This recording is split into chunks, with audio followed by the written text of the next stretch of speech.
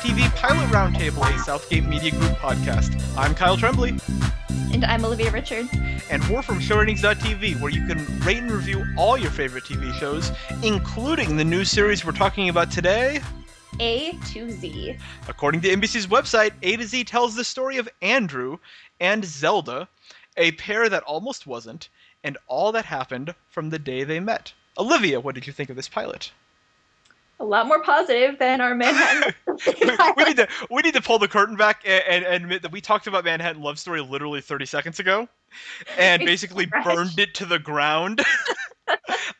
So this, I don't think this is a great show by any means, but compared to Manhattan Love Story, it's freaking The Wire. Like, thank goodness this is not Manhattan Love Story, even though it has an identical premise, right? Man meets woman, story of their relationship. Minus the blatant hatred of women. Well, it thankfully dropped off the hatred of women, the hatred of anyone that isn't a straight dude who loves to bang chicks. All of that was left behind with A to Z, which I thought was, I would say, a sweet show. Would you agree? I thought it was. It was very warm and quirky, and yeah. We always ask the question of what you would compare it to, and what people who are watching another show just as a reference point.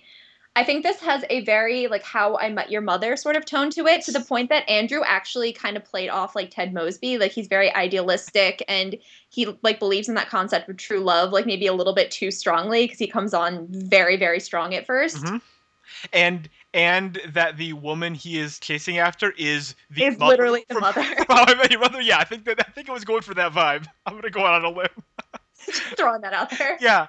No, I think this show has a real strength, which is, I mean, if you've listened to the previous pilot roundtables about comedies, is not a common trait among this season's comedies. But the real strength here is the chemistry between the leads. This is a show about a relationship, and the relationship between Ben Feldman, shout out to Ginsburg from Mad Men, and Christina Milioti, the mother from How I Met Your Mother, is real. This is a couple that I am happy to watch get together, because they are both likable. They're both different. The characters are at least drawn in a way. These aren't monster people on some of these other comedy pilots. So the scenes where they're together and where they're not fighting, I really believed and liked them both. And so that's a nice bedrock for a show like this. Absolutely. Honestly, I was watching it with my roommate, and both of us we didn't know what we were walking into. And I think both of us had watched the promos. So we kind of knew the general premise. He meets her, and there's the whole silver dress thing, and it's going to be out of order, and you're kind of having to guess how things are going to play out. But by the end, it's like you said before, they just have such a strong chemistry, and both of them are such well-developed characters by themselves. So when they're brought together, you're rooting for them so much. Yeah, absolutely. And I did think it was weird that this episode ended with them kissing, because that seems like something that would happen not in the pilot. Where do you really... I know that this is the story of their relationship and all, but it just seems like that story kind of took place in the pilot. If I didn't know the premise, I would think episode 2 would be a different couple. I don't know. They're gonna go through every letter of the alphabet, because that's the A to Z gimmick, and each episode's titled by the next letter in the alphabet. Which, okay, but what are the other 26 steps in this relationship? I don't know. I don't know where we're going from here. But I mean, as far as the pilot goes, I thought it was fine. Again, I really liked them. I kind of hated every other character, especially the bearded redhead guy. Can we talk about what's up with him? The Gingerbeard man. Gingerbeard, who says inappropriate things, and is a kind of aforementioned monster person who tricks a girl into sleeping with him, and it gets caught and water thrown on him. I don't know why he exists. Any thoughts on him? That was the thing, is I think they were trying to follow, because I think there is that set format in the romantic comedy of you have these the leads, obviously, but then you have to have the best friend, and they each have their best friend. Whereas our lead characters are very warm and very quirky, and yes, they are flawed, but for the most part, they're very likable. but they need to have like their foils. So they have their best friends who are very like abrasive and they don't think before they speak and they push our characters into doing things they don't want to do. Like Zelda's best friend had pushed her into online dating even though she didn't want to. Yes. Andrew's best friend constantly makes like crude sex jokes and Andrew is like a romantic at heart. So that you have to have someone to set them off. But honestly, whereas like the lead characters I feel were very like three-dimensional and very fleshed out and multifaceted, their best friends were like your typical character tropes. So it just kind of set it off even more when they were on screen. Yeah, I felt like the show was sort of insecure about building its entire existence around one relationship. Probably as it should be. I don't think it's going to work. But they tried to remedy that by adding in these broad sitcom tropes, and that really conflicts with the one thing the show does well, which is have these sort of sweet scenes, or at least cute scenes, between the two leads. And then everything that like the side characters are involved in fails. I feel like this show does not need the A to Z premise. Like I thought the narration was weird.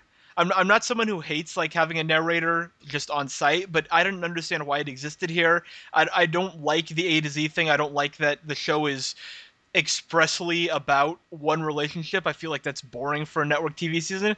I don't know why they just didn't cast Ben Feldman and Christina Milioti in a single camera sitcom and just had them have a relationship but not have the entire show be about it. That's weird to me. And going forward, I don't know what they're going to do. But I don't know. I mean, I guess those are concerns for the future. No, so that's a valid, yeah, sort of. Yeah. Because when I was first watching it, I was like, I think that's what kind of hooked me at first. Because I was like, all right, I've never seen this done before. Because they literally give the time that they were dating. Like usually within a sitcom, you have to see where it goes. Like they could split up at any moment. Like anything Right. could happen. But you know that they date for 8 months, X amount of days, X amount of seconds, blah blah blah. But aren't they So going to like? sort of this like, Yeah. Sorry. You go. oh no, you're good. Aren't they Um, going to like split up multiple times within that 8 months? Like, isn't there going to be relationship drama throughout? Like, I just feel like this is going to play and like how clear is the marcation of time going to be? Like is there going to be like a date that pops up for each episode so we can track where it is on the timeline? I have a lot of questions about the premise of this show. I, I don't know if I don't know if I'm on board for the premise is what I'm saying. Um, but yeah, one thing I liked is that it does the show does seem to have like an understanding of the world in 2014. Like I really liked that scene at the start where at the dating site he works at, the boss is mad at them for successfully hooking up too many couples because she wants the couples to fail and for the site to be more like, I don't know, like Tinder, where like people just go from one hookup to the next but never settle down, so they keep using the site. Like that to me is like something that I could imagine a dating site boss saying behind closed doors. Like that's like that old like gentle guy who does the eHarmony commercials, who's like really like, like folksy. I imagine behind closed doors he's giving that exact speech to all the eHarmony employees. I can sense pure evil lurking behind him. From, Right? like, a mile away. You know he is kind of not a good person in his free time. I am so glad that I'm not the only person who thinks that guy is like Satan. Like I'm, He's too nice. It's He's too scary. nice. Honestly, I'm watching this and I'm like, he's gonna snap, and he Yeah. probably like hates everybody, and he like oh, just snaps at his employees, and it's all about like capitalism and trying Yes. to make a profit, and yeah, it's just not Yeah. good. Yeah, exactly. And so I kind of liked that. Like that one scene to me demonstrated a better understanding of how the world works in 2014 than almost any sitcom has to this point. Like it just seemed to like, oh yeah, that rings true. Like that seems like a conversation that people at that job would be having. So I liked that. I liked the leads. I mean, there's a lot to like here. Was there anything else you liked or disliked? Anything else you picked out? Honestly, for me, it was the leads. Like, I wasn't expecting to see that much chemistry between them. And if for nothing else in the show, like, if everything else is like a little bit iffy, just their strength together on screen and their presence that they're bringing to this couple is the saving grace. Yeah, absolutely, and certainly the reason that people would keep watching if they get hooked. And like I could totally see someone sort of falling in love with the series because the couple is very likable and people want to what's the term, they want to ship people on TV, Yeah. and so this is sort of built for that. And yeah, I mean, I get it. I like this more than a lot of comedies this season, while still having reservations about it going forward. But overall, do you give this one a thumbs up or thumbs down? This is a big thumbs up for me. I'm really excited to watch this. All right. Well, this is the hardest call for me. This is a thumbs sideways for me. But based on my love of Mad Men, and I want to support all the Mad Men alums, including Michael Ginsberg, Ben Feldman, I'm going to give this a very slight thumbs up, too. I think I like that these two people are leads on a comedy.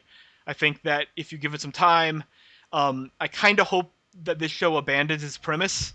I kind of hope that, like, 5 episodes from now, there's no narration, and that the show isn't just about these two people working and possibly living together. That would be awesome. Like, I just kind of want to see them interact without all these side characters and premise things and all of that. But yeah, I'll give it a slight thumbs up.